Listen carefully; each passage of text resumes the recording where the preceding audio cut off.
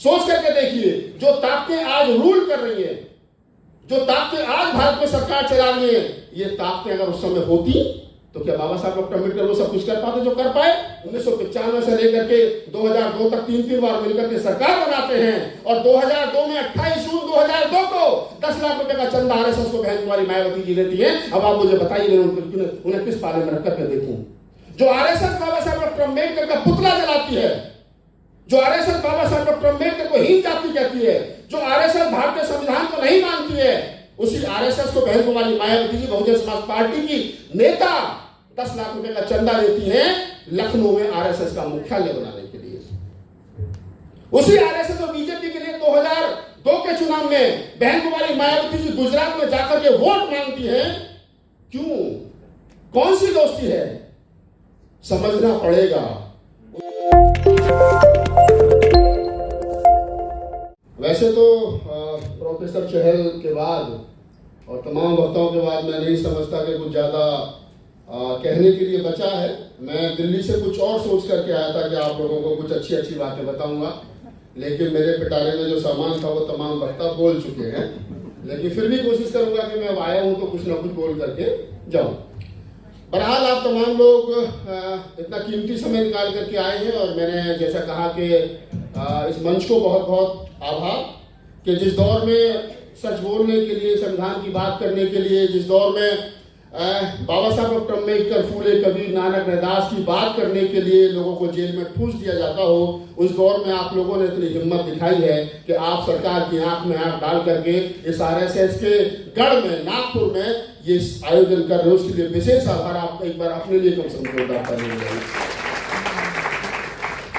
विशेषकर से ये मंच जो है वो 2 बातों के लिए लगाया गया है। पहला, जो आरपीआई और कांग्रेस का जो गठबंधन है या जो उनका मिलन है उसको लेकर के, तो उस पर मैं ज्यादा बात इसलिए नहीं करूंगा क्योंकि प्रोफेसर चहल ने वो सारी बातें आपके सामने रख दी हैं। लेकिन कुछ एक मुद्दे हैं, मैं चाहता हूं कि वो आपके साथ डिस्कस कर लिए जाए, आपके साथ बातचीत कर ली जाए, ताकि ये भी पता चल जाए कि इस देश के अंदर ये जो हालात हुए हैं वर्तमान में, आजादी के 78 साल के बाद, 77 साल के बाद, अगर मुल्क को हिंदू राष्ट्र बनाने की कोशिश की जा रही है, अगर मुल्क में संविधान और जमहूरियत को खत्म करने की बात की जा रही है, अगर मुल्क में बाबा साहब डॉक्टर अम्बेडकर के विचार को दफन करने की बात की जा रही है, तो आखिर इसके पीछे कौन है और इसके लिए जिम्मेदार कौन है? वो ताकतें इतनी मजबूत कैसे हो गई? जो अभी प्रोफेसर चहल ने कहा कि 1980 में जो पार्टी बनी और 84 के आम चुनाव में उनके पास 2 सीटें थी, वो ताकतें 40 साल में इतनी मजबूत कैसे हो गई कि इस देश के 85% आवाम की विचारकी को कुचल करके इस देश में मनुस्मृति लागू कर देना चाहती है। उन ताकतों के पीछे कौन सी ताकतें शामिल हुई हैं, उन ताकतों को पहचानने की जरूरत है। मैं समझता हूं कि बाबा साहब डॉक्टर अम्बेडकर के 2 भाषण का जिक्र प्रोफेसर चहल ने किया। उन्हीं के आसपास से मैं उन्हीं की बात का समर्थन करते हुए अपनी बात को आगे बढ़ाता हूं। बाबा साहब डॉक्टर अम्बेडकर जहां 1948 में, अप्रैल 1948 में लखनऊ के भाषण में ये कह रहे हैं, जब संविधान सभा में बाबा साहब को नहीं लिया गया, बाद में कांग्रेस ने गांधी जी के आह्वान पर कहा कि डॉक्टर अम्बेडकर को संविधान सभा में होना चाहिए, और बाद में बाबा साहब डॉक्टर अम्बेडकर संविधान सभा में गए ही नहीं, प्रारूप समिति के अध्यक्ष भी बने। तो बाबा साहब ने खुद कहा है, गांधी नेहरू को पत्र लिख करके थैंक्स कहा है बाबा साहब डॉक्टर अम्बेडकर ने, कि मैं तो सिर्फ इसलिए आया था कि मैं अपने समाज के लिए कुछ कर सकूं, मुझे उम्मीद नहीं थी कि कांग्रेस पार्टी मुझे यहां पर प्रारूप समिति का अध्यक्ष बनाएगी। बाबा साहब डॉक्टर अम्बेडकर ने लखनऊ के भाषण में कहा कि मुझे नहीं पता था, मेरी आंखों के सामने अंधेरा था कि मैं क्या कर पाऊंगा, लेकिन थैंक्स कि मुझे वो मौका दोबारा मिला तो मैं अपने समाज के लिए वो सारी चीजें कर पाया जो मैं करना चाहता था। बाबा साहब डॉक्टर अम्बेडकर कहते हैं कि हमने 3 चीज मांगी थी, पृथक निर्वाचक मांगा था, नौकरियों में आरक्षण मांगा था और राजनीति में आरक्षण मांगा था। हमें 2 चीज मिली है, एक नहीं मिली। पृथक निर्वाचक हमको नहीं मिला है। अगर पृथक निर्वाचक हमको नहीं मिला है तो इसका मतलब ये बात नहीं है कि हमारा भाग्योदय नहीं होगा।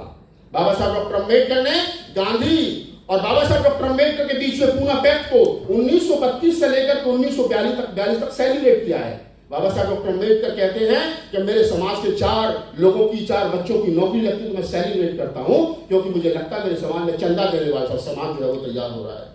बाबा साहब डॉक्टर अम्बेडकर उसी लखनऊ के भाषण में कहते हैं कि पहनूंगी तो जरी वाली साड़ी या नंगे बदन रहूंगी, ये कहावत सच नहीं है। हमें राजनीति में समाज के लिए समझौता भी करने पड़ते हैं। हर समय राजनीति में शत्रु नहीं, दोस्त भी तलाश करने पड़ते हैं। बाबा साहब डॉक्टर अम्बेडकर जिस कांग्रेस से, गांधी, नेहरू, पटेल से जब पूरी जिंदगी उनका असहमति रही, लेकिन कम से कम उन तीनों चारों लोगों में एक बात पर सहमति थी कि वो मॉडर्न इंडिया बनाना चाहते थे। एक ऐसा भारत बनाना चाहते थे कि जिसमें सब लोग समता, बंधुता, न्याय के साथ रह सके। विचार कीजिए, सोच करके देखिए, जो ताकतें आज रूल कर रही हैं, जो ताकतें आज भारत में सरकार चला रही है, ये ताकतें अगर उस समय होती तो क्या बाबा साहब डॉक्टर अम्बेडकर वो सब कुछ कर पाते जो कर पाए? नहीं कर पाते, नहीं करने देती। और ये वही ताकतें हैं जिन्होंने बाबा साहब डॉक्टर अम्बेडकर का पुतला फूंका। 12 दिसंबर 1949 को उसी दिल्ली के रामलीला मैदान में आरएसएस ने पुतला फूंका बाबा साहब डॉक्टर अम्बेडकर का। बाबा साहब को हीन जाति आरएसएस ने कहा, छोटी जाति का आरएसएस ने कहा। उसी आरएसएस ने कहा कि भारतीय संविधान में भारतीय मिजाज का कुछ नहीं दिखता, क्योंकि वो मनुष्य मृत्यु को चाहते थे। उसी आरएसएस ने, जिस आरएसएस ने अपने मुख्यालय पर 52 साल तक तिरंगा झंडा नहीं फहराया।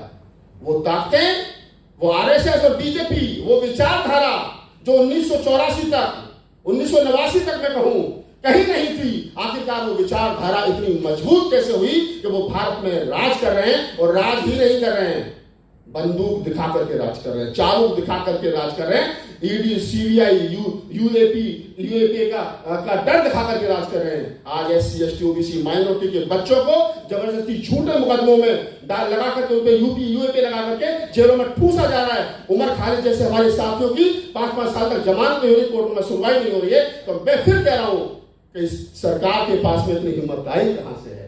कौन सी ताकतें हैं वो जो उनके पीछे खड़ी हैं?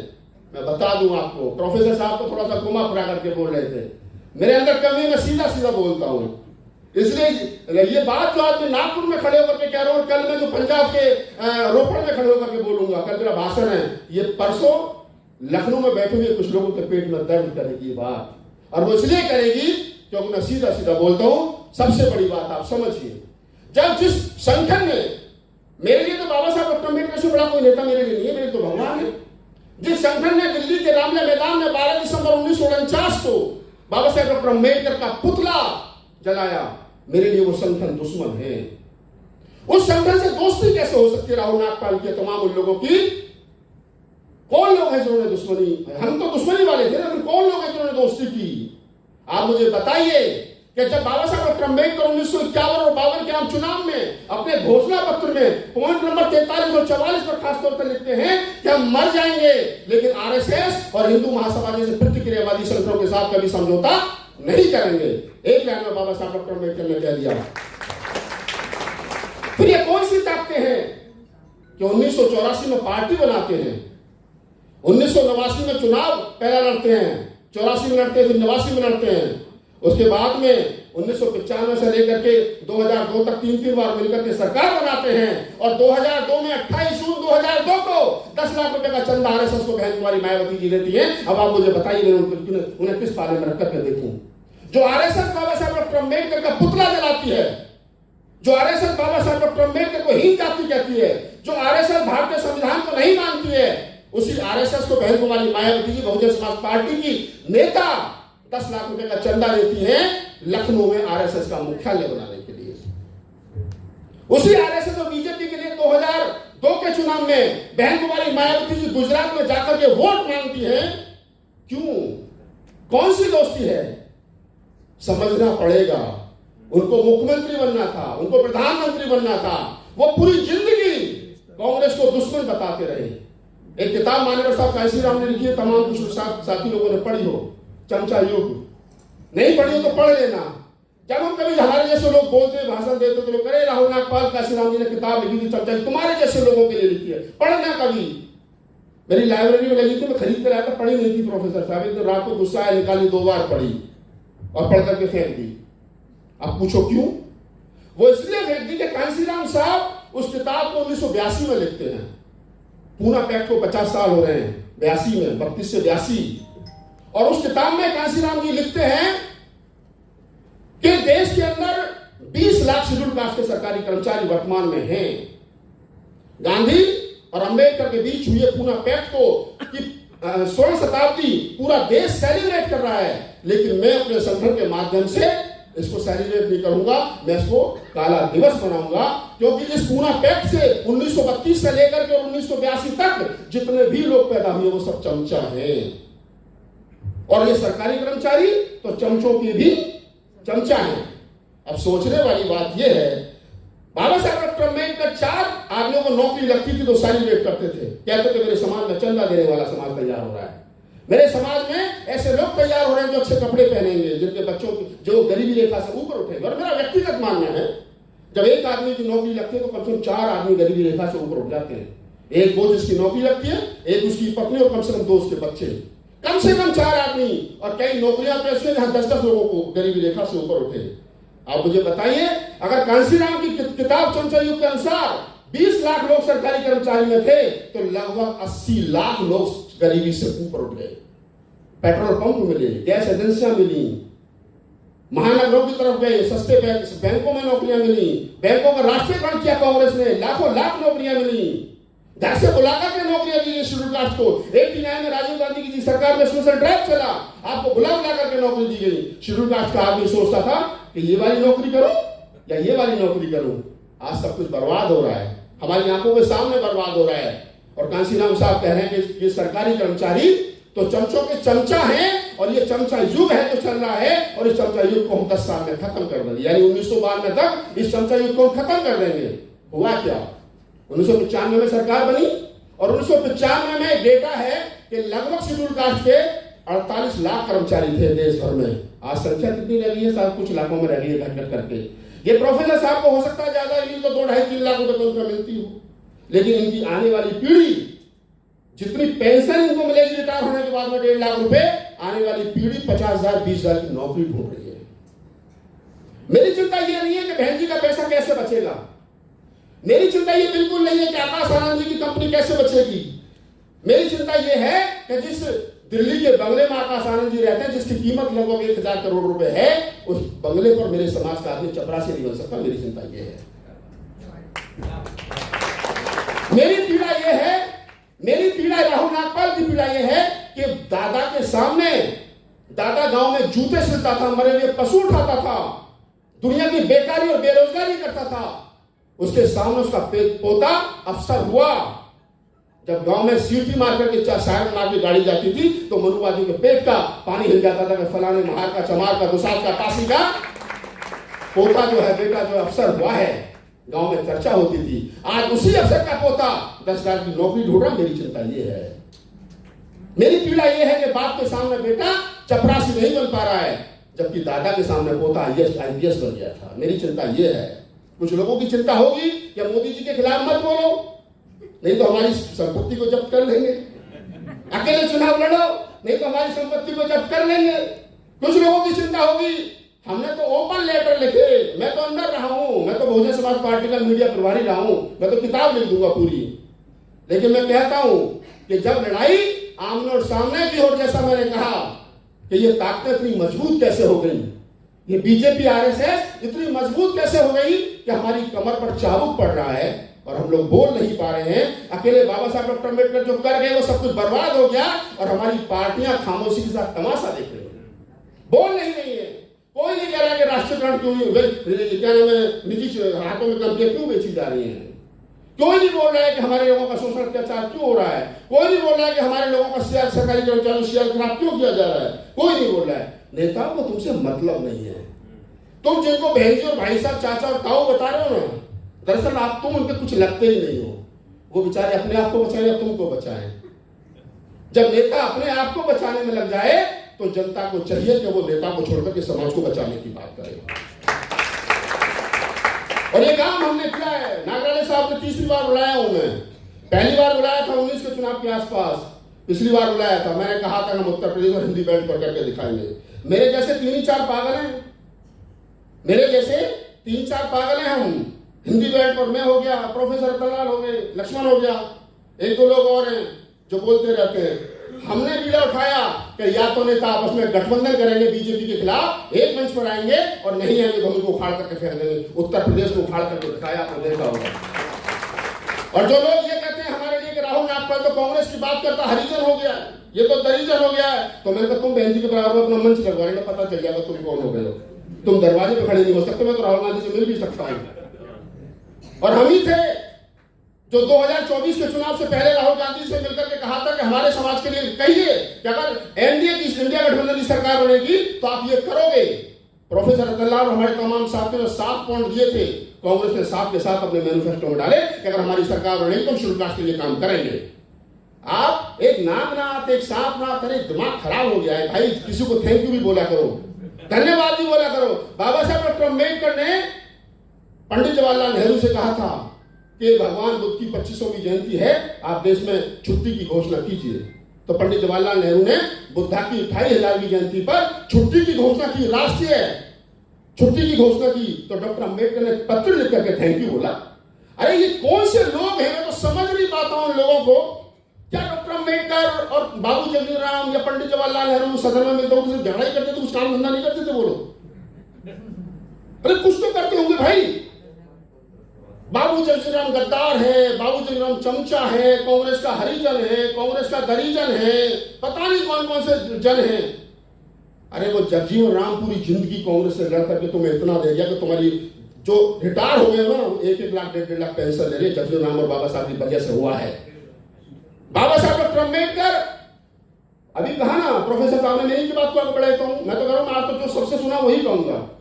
मैं कह रहा हूं कि बाबा साहब डॉक्टर अम्बेडकर ने जब इस्तीफा दिया कानून मंत्री के पद से, आप जाकर के देख लीजिए वो इस्तीफे की सारे टर्म्स एंड कंडीशन क्या है, किन आधार पर दिया है। बाबा साहब डॉक्टर अम्बेडकर पूरी जिंदगी अछूतों के लिए लड़ते रहे, अछूतों के लिए, उनका पूरा जीवन अछूतों के लिए। और बाबा साहब ने कभी कहीं नहीं कहा बहुसंख्यक है, बाबा साहब ने कभी नहीं कहा बहुजन है, बाबा साहब ने कहा हम अछूत हैं, हम अल्पसंख्यक, हम कम है। बाबा साहब और रिजर्वेशन के आधार यही है। वो बाबा साहब डॉक्टर अम्बेडकर जो पूरी जिंदगी अछूतों के लिए लड़ते रहे, और जब उन्होंने कानून मंत्री पद से इस्तीफा दिया तो अछूतों के लिए मुद्दा ही नहीं था। एक भी लाइन अछूतों के लिए नहीं थी कि मैं अछूतों को ये नहीं दिया तो इसलिए इस्तीफा दे रहा हूं। कानून मंत्री पद से लेकर कुछ नहीं, ये बड़े आदमी की पहचान है। और बाद में वही जो भी कोट किया पंजाब के भाषण में 1951 के भाषण में बाबा साहब फिर कह रहे हैं कांग्रेस के लिए। क्यों? बाबा साहब कांग्रेस दबाव की राजनीति करते थे। चाहे तो बाबा साहब डॉक्टर अम्बेडकर का पंजाब का भाषण उठा करके पढ़ लीजिए, चाहे आप लखनऊ का भाषण पढ़ लीजिए, एक बात तय हो जाती है, बाबा साहब ने हमेशा, बाबा साहब अपने किसी एक बात पर ये नहीं कि बिल्कुल अड़े गए, नहीं, तो हमेशा समझौता के मूड में रहते हैं। अब कितना मिलेगा, अब कितना मिलेगा, मेरे समाज का कैसे भला होगा। अरे वो डॉक्टर अम्बेडकर पूरी जिंदगी समाज के लिए रहते हैं। जब वो परिनिर्वाण हुआ था तो किताब वालों के पैसे थे उनपे, जाकर के पढ़िए, किताब वालों के पैसे थे, किताब वालों ने किताब ले आते थे उधार, रसोईया के किसका पैसा नहीं था डॉक्टर अम्बेडकर पे। वो चाहते तो कम से कम 100-200 करोड़ के आदमी होते ना। जब उनके नाम पर राजनीति करने वाले लोग 4-4, 5-5 हजार करोड़ के बोल नहीं रहे, इतने भारी हो गए हैं, तो डॉक्टर अम्बेडकर कितने होते हैं समझ लीजिए।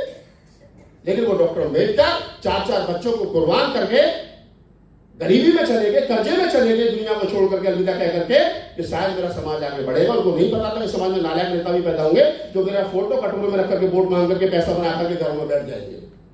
बराबर ये कोई दुख की बात नहीं है, नेता ऐसे होते हैं और नेता के स्वभाव में बातें होती हैं। जरूरत वर्तमान में है किस ये जो गुत्थी ज्यादा उलझ गई है इसको सुलझा करके आगे कैसे बढ़ा जाए। मैं फिर आपसे यही कहूंगा कि नेताओं का भरोसा छोड़िए, इनका चक्कर छोड़िए।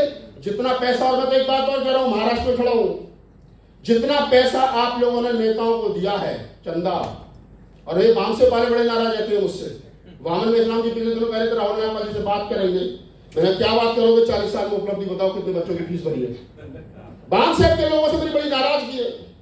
ये बताएं कितने बच्चों को उन्होंने पढ़ाने के लिए भेजा है, कितने बच्चों की कोचिंग की फीस दी है, कितने बच्चों का एडमिशन कराया है, कौन सा कॉलेज खोला है, कौन सी यूनिवर्सिटी बनाई है, कौन सा ज्ञान में प्राइमरी स्कूल चला है, कुछ भी तो नहीं है भैया। ब्राह्मणों को विदेश भेजेंगे, अरे भैया बहुत बढ़िया, वो कह रहे हैं मुसलमानों को विदेश भेजेंगे, तुम कह रहे हो ब्राह्मणों को विदेश भेजेंगे, बढ़िया चल रहा, तुम दोनों एक ही बीच में बैटिंग कर रहे हो तुम दोनों भाई। कोई कहीं नहीं जाएगा, मुसलमान भी यही रहेंगे, ब्राह्मण भी यही रहेंगे, कोई कहीं जाने वाला नहीं है। लेकिन लोगों को बस कुछ मजा आ रहा है सुन करके। तो ये गुदगुदी वाले भाषण सुनना बंद करिए, सच्चाई को समझिए। ना ब्राह्मण विदेश जाएगा, ना पंडित जी की कोठी आपको मिलने वाली है, ना मियाँ जी की कोठी किसी को मिलने वाली है। कोठियां भी रहेंगी, कोठी वाले भी यही रहेंगे। और हमने सफर कर रहे हैं नेताओं की वजह से। तो मैं कह रहा हूं कि अपने बच्चों को कहिए कि वो बिजनेस की तरफ ध्यान दें, नौकरियां बची नहीं है। और कांग्रेस की सरकार या कोई अन्य सरकार आ भी गई हमारे और आपके प्रयास से, फिर भी हमें लड़ना पड़ेगा। नेता कोई भी हो उतनी आसानी से आपको कुछ देने वाला नहीं है। मानता हूं कि राहुल गांधी जी नई बात, जय बापू जय भीम का नारा देकर के कुछ नई सोच के साथ आगे बढ़ रहे हैं। हमारा समर्थन उनके साथ है। हम चाहते हैं कि वो सत्ता में आए, कि कम से कम ये वाले तो पहले बाहर जाएं।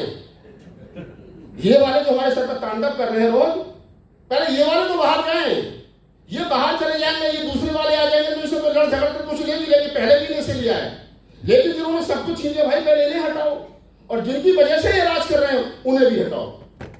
दो प्रकार के गठबंधन है, मैं बता रहा हूं आपको, और मैं ओपनली बोलता हूं। जतिन राम मांझी साहब दलित नेता है साहब, किसके साथ है? बीजेपी के साथ है। एक वो रामदास पासवान जी के सुपुत्र, वो हनुमानी बने हुए हैं, चिराग पासवान, किसके साथ है? और यहां तक कलावा बांधता है भाई, कोई कसर नहीं छोड़ी उसने, यहां तक के कलावा बांधता है। किसके साथ है? बीजेपी के साथ है। रामदास आठवले साहब बीजेपी के साथ है, हालांकि किसी काम के मंत्री नहीं, उनके हिसाब से चाबी नहीं लगी, मैं क्या तो ये खुलकर है। चलो कम से कम संतुष्टि खुलकर है। लेकिन कुछ लोग तो मुंह पर दुपट्टा बांध कर हैं, कुछ लोग तो मुंह पे नकाब बांध करके बीजेपी के साथ है, बीजेपी के साथ अंदर खाने, लेकिन दिख नहीं रहे। ये जो दिख नहीं रहे ये ज्यादा खतरनाक है। मैंने पिछले 2024 के चुनाव का सर्वे किया, नागराले साहब, 21 सीट उत्तर प्रदेश में ऐसी हैं जो परम आदरणीय परम पूज्य बहन जी के कृपा दृष्टि से बीजेपी जीती है। 21, और एक राजस्थान में 22 हो गई, और 5 सीट महाराष्ट्र में ऐसी हैं जो प्रकाश राव अम्बेडकर की वजह से बीजेपी जीती है। 22 और 5 27। अगर ये दोनों हमारे बड़े नेता, बाबा साहब का ब्लड और बाबा साहब के विचार की राजनीति करने वाले लोग इंडिया गठबंधन का हिस्सा होते, और ये जो लोग ये कहते हैं ना कि प्रयास नहीं किया गया, मैं गवाह हूं, प्रयास किया गया इंडिया गठबंधन बनाने के लिए। मुझे एक एक पल का पता है, आज क्या हो रहा है, कल क्या हो रहा है, लेकिन जब आना ही नहीं पीछे से मोदी जी का चाबुक कितना तगड़ा, तो फिर जाएंगे कैसे? या तो खासदार या आमदार बन लो, या सूटकेस ले लो। एक बार खासदार बन के कितना कमाओगे? 150, वैसे 200 करोड़ मिलेंगे, क्यों किसी का हाथ जोड़ने की जरूरत है, क्यों पैर पकड़ने की जरूरत है? तो 27 सीट ऐसी हैं जो बीजेपी को इन लोगों ने जितवाई। अगर ये 27 कम हो जाती तो मोदी जी सत्ता में आने वाले नहीं थे। अभी तो उन्होंने एक हाथ से चंद्रबाबू नायडू को पकड़ रखा है, तो दूसरे हाथ से नीतीश कुमार को पकड़ रखा है, न जाने कौन सा बच जाए। और अभी तो मैं कह रहा हूं कि बिहार का रिजल्ट आने दो। अगर बिहार में सरकार नीतीश की नहीं बनी तो मुख्यमंत्री प्रधानमंत्री कोई दूसरा नहीं हो सकता, ये भी बता रहा हूं मैं आपको। तो राजनीति पल पल बदल रही है, और ऐसे लोग राजनीति में आ गए जो हमारा शोषण अत्याचार कर रहे हैं। बाबा साहब डॉक्टर अम्बेडकर की फोटो पर माला तो चढ़ा रहे हैं, लेकिन अंदर से गाली भी दे रहे हैं। तो इन लोगों को हटाना हमारी और आपकी जिम्मेदारी है। नेताओं का चक्कर छोड़ दीजिए, नेताओं के ने जितना दे दिया नहीं दिया उस पर मैं तो इन पर बात करने का मतलब समझता हूं, समय खराब कर रहा हूं। लोगों को तैयार करिए। हमने उत्तर प्रदेश में लोग तैयार किए थे, और उत्तर प्रदेश में लोग तैयार किए तो हम 71 से 33 पर बीजेपी को ले आए, और काश बहन जी ने हमारी बात सुन ली होती तो बीजेपी को उत्तर प्रदेश में खाता नहीं खुलने देती, हमारी गारंटी है। आप लोगों को तैयार करिए, लोगों को बताइए कि आपका वोट संविधान को बचाने के लिए, फूले अम्बेडकरी वैचारिकी को बचाने के लिए होना चाहिए। और मुखर होकर के बोले यार ये मुकदमे तो सब होते रहेंगे, मुझ पर 4-5 चल रहे हैं। हम तो मोदी सरकार में मुकदमों को मेडल मान के चलते हैं। कितने हुए थे? चलो ठीक है, कोई बात नहीं, और करा लेंगे। तो वहां पर गाजियाबाद से फोन आया तो भाई साहब आपके ऊपर एक FIR है, जमानत करा लेंगे भाई, कोई दिक्कत नहीं। तो इन मुकदमों से मत डरिए। आजादी की लड़ाई, ये आजादी की तीसरी लड़ाई बता रहा हूं मैं आपको, ये आजादी की लड़ाई है, ये ईमानदारी से लड़ी जाएगी, नेताओं के भरोसे नहीं लड़ी जाएगी। और छोड़ दीजिए ये मोदी जी कोई बहुत बड़ी टेंशन नहीं है। कल को इतिहास लिखा जाएगा, एक प्रोफेसर साहब एक पेज गलती से ज्यादा पलट गया ना तो मोदी जी खत्म हो जाएंगे इस पेज में। कोई बहुत बड़ी बात नहीं है। ये 1000 साल का इतिहास है, बुद्ध से लेकर के डॉक्टर अम्बेडकर तक 2500 साल का इतिहास है। इसमें हमारे पुरखों का योगदान है। मोदी जी को कोई नहीं पूछेगा। ये जैसे भी हैं, जिन कारणों से बने हुए हैं, अगली बार हैं, आज हैं, कल नहीं होंगे, परसों हम होंगे ना। फिर तो हिम्मत के साथ काम लड़िए, बिल्कुल मत डरिए। डॉक्टर अम्बेडकर को मानना, फूले कवि नानक रैदास को मानना, चोखा मेला को मानने का मतलब ही है, भगत सिंह उधम सिंह को मानने का मतलब हमारे अंदर डर नहीं होना चाहिए। जो तौर है दुनिया का उसी तौर से बोलो। ये बहरों का इलाका है, जरा जोर से बोलो, ठीक है? बिल्कुल डरने की जरूरत नहीं होगी। जितने हमारे ऊपर आरोप लगा रहे हैं, एक शेर में पढ़ देता हूं कि लहजे में बदजुबानी चेहरे पर नकाब लिए फिरते हैं। लहजे में बदजुबानी चेहरे पर नकाब लिए फिरते हैं, जो कि खुद के बही खाते बिगड़े वो हमारा हिसाब लिए फिरते हैं। तो आप डरिए मत इनसे। और बस आपने सुना, और आज के लिए बस इतना ही काफी है। आपके लिए बहुत बहुत आभार नागरानी साहब, और आप तमाम पूरी टीम के लिए बहुत बहुत आभार। और इस प्रकार की विचार गोष्ठी करते ही हम लोग आए ना आए, जो हम यहाँ बोल करके जा रहे हैं, विचार को आगे बढ़ाते रहिए, हमारा काम आसान हो जाएगा। मीडिया का भरोसा छोड़ दीजिए, जो हमारा सोशल मीडिया मनोज अंतानी जी समतावाद से हमारे चमन लाल जी अभी उधर चले गए, हमारे साथ भाई साहब हैं, हम सब खूब पत्रकार करते रहिए, कुछ अच्छा होगा, अच्छी सुबह होगी, खुशबू वाली सुबह होगी। जय हिंद।